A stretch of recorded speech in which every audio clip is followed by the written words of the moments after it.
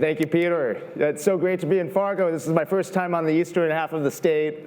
So many great memories in Williston, and I guess I've only been here for 24 or 48 hours. I can already tell just what a kick-ass business community you guys have here in Fargo. It's really special to see, and inspires me a lot just to hear about the entrepreneurial stories, hear about how you support each other, and it's just great to be here. Thanks again for inviting me out. And I wanted to start my talk with a story about a couple of guys named Jim and Kevin.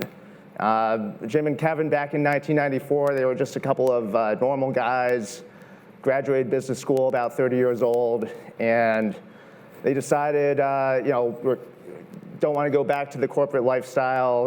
Jim he had a family business background. His dad owned a septic tank business, and Kevin came from kind of a fancy finance M&A background. And they decided to go in 1994 and buy a business together. And a year later, they came across an interesting little business in Houston doing about $6 million in revenue. And they put an offer in to buy it for $8 million. The company was called Road Rescue. And Road Rescue, on the surface, it looked like a standard mom and pop towing company, but it was a little bit different than that. It actually provided roadside assistance, selling through wireless carriers. Back in the 90s, for those of you that were around in the 90s, I was born in 1994, so I was kind of around, but apparently cell phones were like about this size. And you'd usually you just leave them in the back of your car. And Road Rescue sold this package for an extra $3 a month on your wireless plan. You could get roadside assistance. So they went into that business. What they liked about it had recurring subscription revenue. It felt stable, and it was in a growing market with this technology. Wireless phones was just kind of coming onto the scene. So they get into it, they roll up their sleeves, and then they become entrepreneurs, going from corporate to the entrepreneur life. And they start talking to customers, and Jim visits a customer one day and starts talking about their needs, and he has an epiphany. He realizes that they're not in the roadside assistance business, they're actually in the mobile phone services business. And it was from that conversation that Jim and Kevin decided to make a big bet and buy an even smaller company that provided mobile device insurance. And with that acquisition, that company became Assurion. And now, over the course of multiple decades, if you measure it from 1994 to 2009, Assurion managed to 50 times their roadside assistance business, which is no small feat. Growing 50% year over year. Small potatoes. Small potatoes compared to their mobile insurance business, which they returned 1,000 times their capital to investors. And Assurion is now one of the largest privately held businesses in the world, doing over $8 billion revenue a year.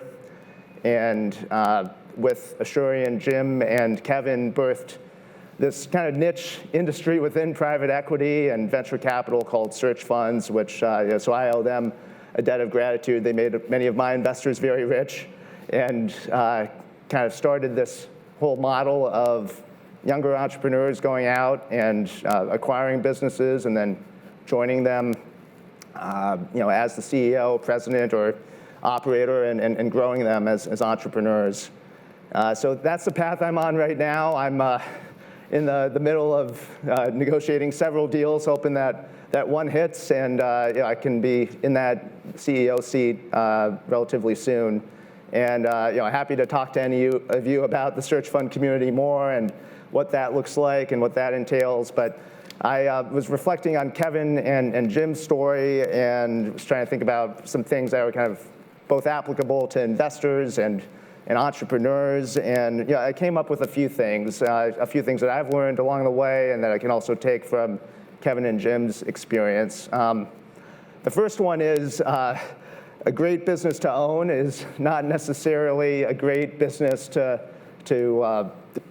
buy and grow. One of my favorite examples that I saw throughout my search was this little golf company started by a finance bro in New York, and one of the most beautiful businesses I've seen. It's doing like $8 million in revenue, just developing these little celebrity golf tournaments with other finance pros that want to get together and meet their sports heroes, but not exactly the most transferable business. The business is mostly between the ears of this guy and the connections that he was able to leverage to grow this business. So, as far as what I think about when I think about what's a great business to buy and grow, and on the flip side, what's a good business to sell, and what kind of business do you want to bring your heart and soul into and build over a longer period of time? I think of a few things. I think of what I call the 4+1 framework, and I'm stealing this from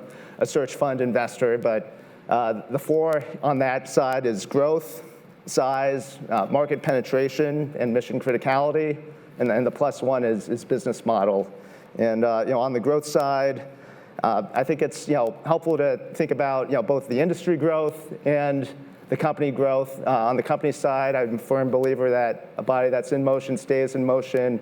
On the industry side, I think it's helpful think about it in this framework. There are riches in the niches. A market that's $150 million market that's growing 20% year over year will become a $1 billion market well before, or several months before, a $500 million market that's growing 5% year over year. So thinking about the market you're in, how competitive that market is, Asurion and Jim and Kevin, they realized that the mobile phone market was growing rapidly. It was underserved in the insurance category, and they struck upon an amazing business model in the insurance industry with recurring revenue, with a stable customer base, and I think the second lesson overall is that looking at Jim and Kevin's experience, they were able to transform their business, and I think that's the other second thing I'll share is that when you're in the business of growing a small business into a bigger business, you are in the business of business transformation. I think PE oftentimes makes the mistake of focusing squarely on, can you continue to succeed by doing what you're already doing? And I think if you had to, it's kind of a false choice in a way. I think Kevin and Jim's experience tells us that a business can succeed. You give yourself an option by buying a good business, with these characteristics, but then that gives you options through the business model, through the growth that you're riding, to examine where you are in the market, serve customers' needs, and pivot into an even better market. And then, I think the third lesson is just the power of focus, and the power of focus when you know what business you're in, going after it, dedicating yourself to it, understanding your different strengths and how your partner complements you. Jim was the operator, Kevin was the finance guy. Together, they embarked on this strategy to grow a business organically while also being very thoughtful about acquisitions and add-ons. I think those are the three things I want to leave you today. One, a good business to own is not necessarily a good business to buy and grow. Two, you're in the business of business transformation as a small business startup that's looking to grow. And three, there's a real power and focus and surrounding yourself with the right team that can help you focus on what you can do best. So I'm here all day, happy to talk about search funds and what a search fund is, talk about other forms of capital. It's really special to see the diversity of entrepreneurs and how many ways people are winning here and finding ways to help each other. So hope I can be helpful while I'm out here, and thanks again for having me.